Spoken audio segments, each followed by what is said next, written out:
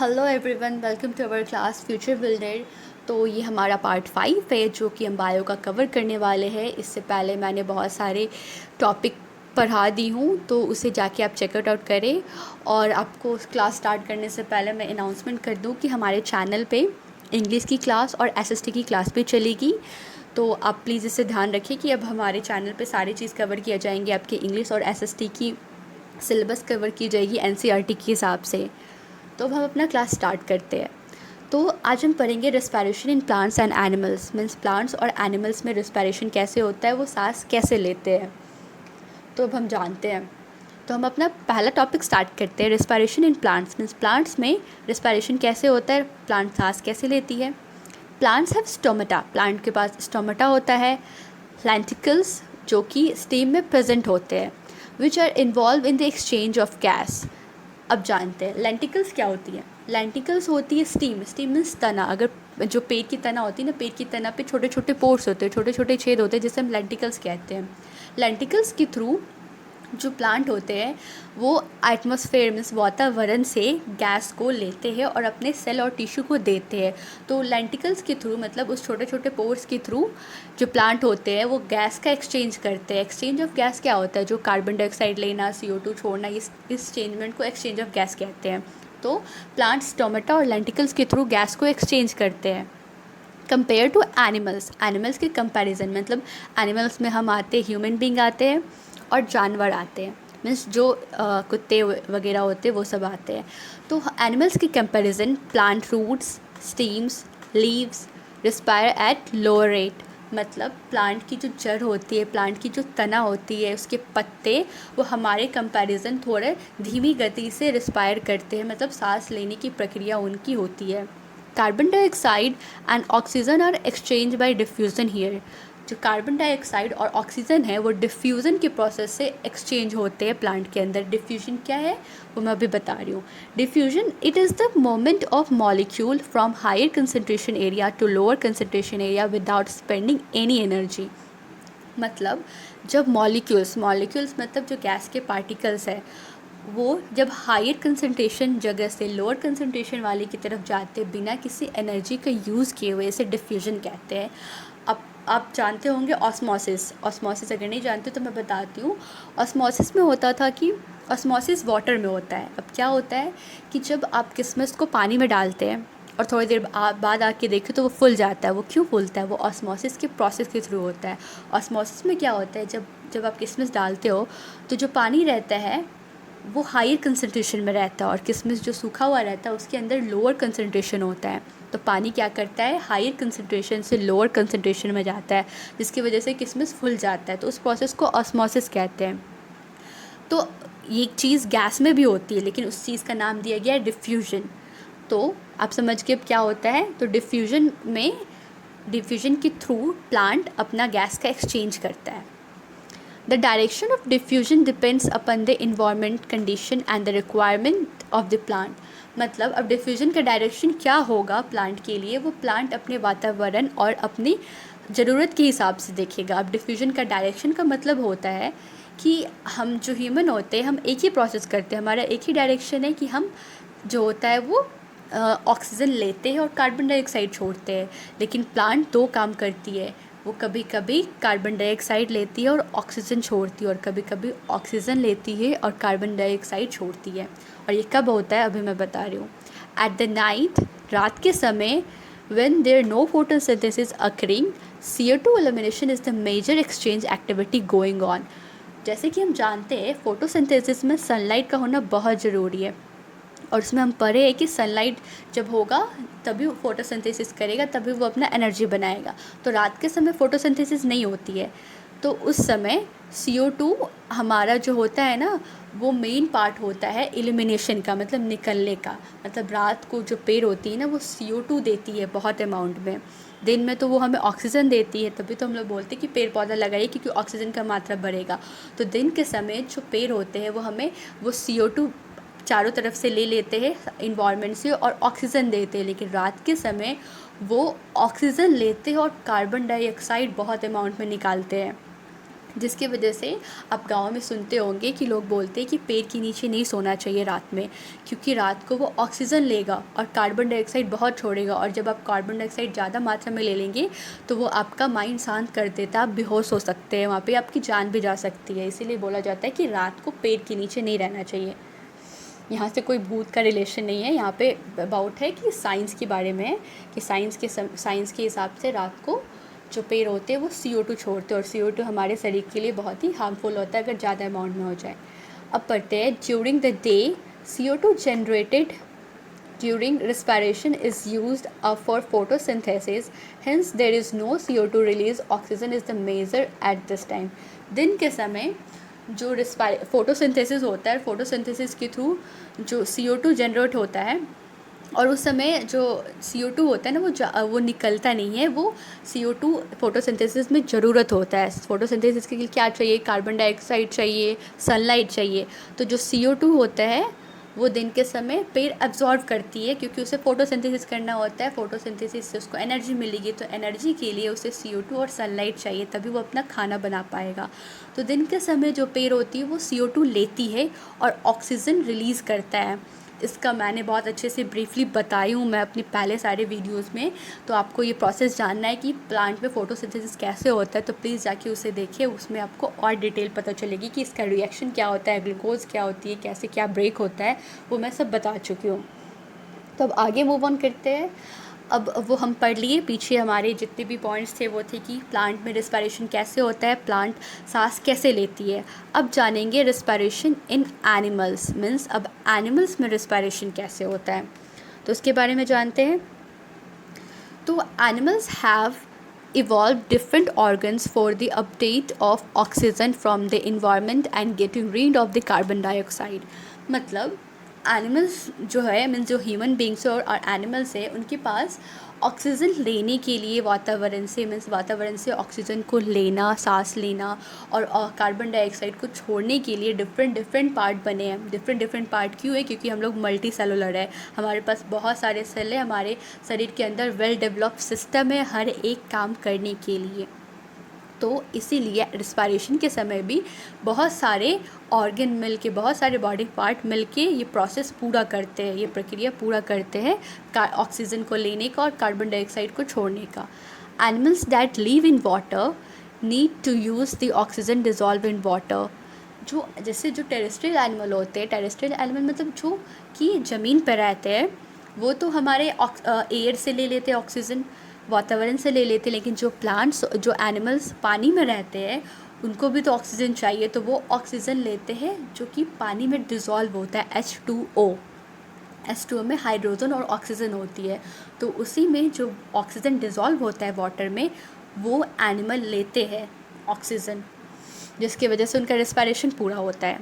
The rate of breathing in aquatic animals is much faster than the seen in terrestrial organism. मतलब हमारे हिसाब, मतलब हम जो ऑर्गेनिज्म जैसे हम हुए और बाकी सारे एनिमल्स हुए, तो वो जो टेरेस्ट्रियल होते हैं उनका जो सांस लेने की प्रक्रिया होती है, the rate of breathing in aquatic animals is much faster than seen in terrestrial organism.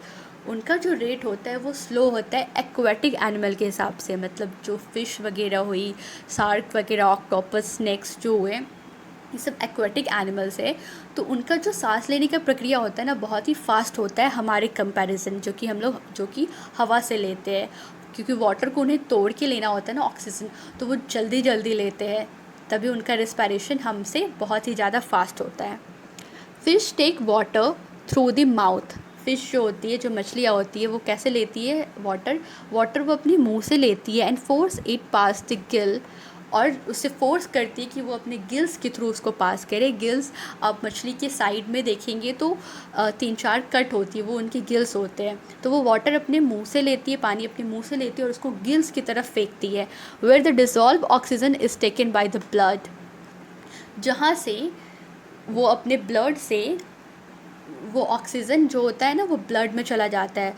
Where the dissolve oxygen is taken by blood, तो वहाँ पे जो डिज़ोल्व ऑक्सीजन जो मुंह से वो वाटर ली, गैस के थ्रू फेंकी, तो वहाँ पे जो ऑक्सीजन होता है वाटर के अंदर वो ब्लड ले लेता है, और लेने के बाद वो अपने सारे बॉडी पार्ट्स में भेजता है, जिसके थ्रू इनका रिस्पायरेशन कंप्लीट होता है। किसका कंप्लीट होता है? एक्वाटिक एनिमल्स, जो कि पानी में रहते हैं।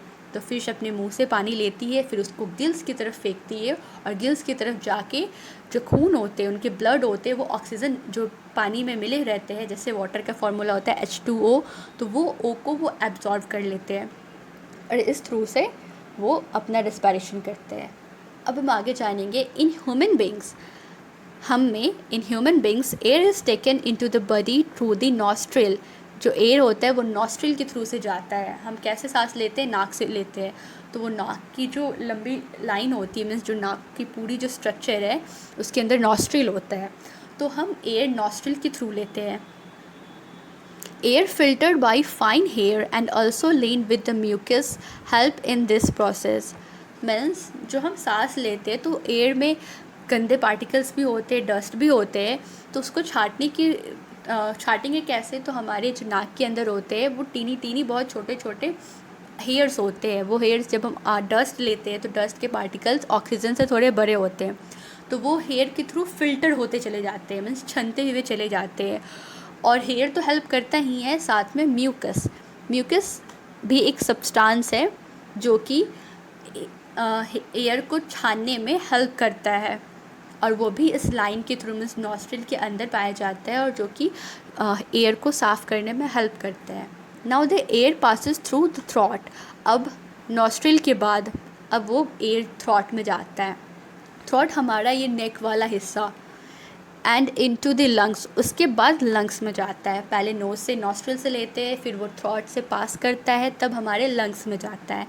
Rings of cartilage are present in the throat में गोल करके स्ट्रक्चर कार्टिलेज प्रेजेंट रहता है। कार्टिलेज जो होते हैं वो सॉफ्ट पार्ट होते हैं, थोड़े लचीले पार्ट होते हैं, तभी हम अपना गर्दन घुमा सकते हैं, ऊपर नीचे कर सकते हैं।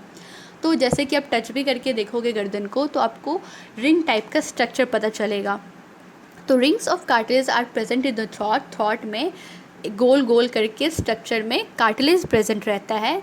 This ensure that air passes does not collapse. मतलब ये हमारा थ्रॉट हेल्प करता है कि जो एयर है वो आराम से चला जाए, वो कहीं इधर उधर ना चले जाए, या कहीं एक दूसरे से टकरा ना जाए। तो इसमें ये रिंग का स्ट्रक्चर हेल्प करता है उसे लंग्स तक पहुंचाने का। उसके बाद है विद इन द लंग्स के अंदर the passage divide into smaller tubes which are called alveoli. Means lungs के अंदर जब एयर जाता है तो वो बहुत ही छोटे चीज़ में डिवाइड हुआ रहता है। लंग्स का स्ट्रक्चर देखोगे तो बहुत ही पाइपलाइंस दिखेंगे आपको। तो वो जो छोटे ट्यूब होते हैं, जो छोटे पाइप टाइप के स्ट्रक्चर होते हैं, उसे हम एल्वियोली कहते हैं। The alveoli provide a surface where the exchange of gases can take place. Alveoli जो होता है, alveoli वो वहाँ alveoli में एक surface होता है, मीन्स alveoli मीन्स वो जो ट्यूब्स होते हैं उसके जो surface होते हैं, उस surface से गैस का एक्सचेंज होता है। मीन्स कार्बन डाइऑक्साइड छोड़ना, ऑक्सीजन लेने का प्रोसेस उस alveoli के surface पे होता है, उस ट्यूब में होता है। The wall of the alveoli contain an extensive network of blood vessels. जो alveoli का सरफेस होता है, उसका जो दीवार होता है, उस पर बहुत सारे ब्लड वेसल्स मतलब जो नशे होती है, बहुत सारे ब्लड के खून की नशे होती है, बहुत ढेर सारी पूरी फैली हुई होती है। The blood bring carbon dioxide from the rest of the body for release into alveoli. जो ब्लड जो होती है, अब हम आगे भी पढ़ेंगे, इसके बाद आएगा आपका ट्रांसपोर्टेशन, मतलब ब्लड कैसे काम करता है, ब्लड कैसे जाता है। तो ब्लड का दो काम है, ऑक्सीजन को ले जाना और कार्बन डाइऑक्साइड को सारे बॉडी पार्ट से ले आना। तो जो ब्लड होती है ना, वो सारे शरीर से, मीन सारे शरीर के हर एक पार्ट में से जाके कार्बन डाइऑक्साइड लेके आता है और एल्वियोली के पास छोड़ता है।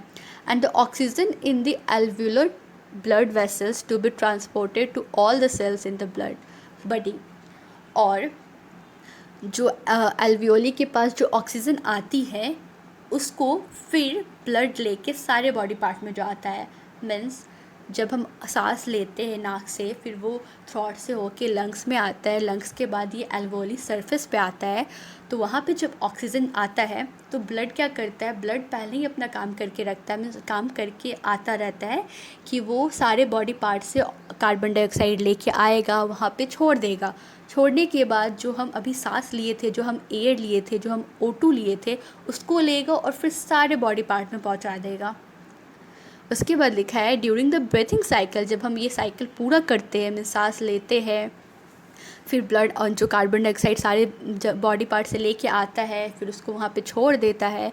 उसके बाद जो हम सांस में जो ऑक्सीजन लिए रहते हैं फिर उसको लेके जाता है। तो ये जो पूरा साइकिल है उसके समय when air is taken in and let out, जब हम सांस लेते हैं और छोड़ते हैं तो the lungs always contain a residual volume of air so that there is a sufficient time for oxygen to be absorbed and for the carbon dioxide to be released। तो मीन्स आप सोचते होंगे कि जब हम सांस लिए तो उस समय जो ऑक्सीजन होता है वो रुका रहता है कि अब ब्लड आएगा, फिर कार्बन डाइऑक्साइड छोड़ेगा, फिर छोड़ के तब ऑक्सीजन को लेके जाएगा। तो ये जो टाइम गैप है ना, वो ऐसा होता नहीं है। मीन्स जो लंग्स के पास बहुत सारा वॉल्यूम है, मीन्स वो पहले ही से, ऐसा नहीं है कि वो करंट लेता है तब करता है, मीन्स वो अपना ऑक्सीजन स्टोर किए रहता है और ये प्रोसेस हुआ रहता है। मीन्स उसको सफिशेंट अमाउंट में ब्लड को ऑक्सीजन मिलता है कि उसे रुकना ना पड़े कि हाँ अभी हम कार्बन डाइऑक्साइड दिए हैं, अब हमारा नाक सांस लेगा, तब हम ऑक्सीजन लेंगे तब जाएंगे, ऐसा नहीं होता। ये प्रोसेस कंटिन्यूसली होती है। और ये क्यों होती है, क्योंकि लंग्स के पास इतना बड़ा साइज है कि वो उस चीज़ को कंटिन्यूस रख सके। तो अब समझ गए कि कैसे होता है ये प्रोसेस। अब आगे हम जानेंगे। In human being the respiratory pigment in haemoglobin which has a very high affinity for oxygen. Human beings में जो रेस्पिरेटरी पिगमेंट मीन्स कलर होता है, तो यहाँ पे बताया गया है कि हेमोग्लोबिन जो होता है, हेमोग्लोबिन होता है, जो हेमोग्लोबिन होता है वो ऑक्सीजन लवर होता है, उसे ऑक्सीजन बहुत प्यारा होता है।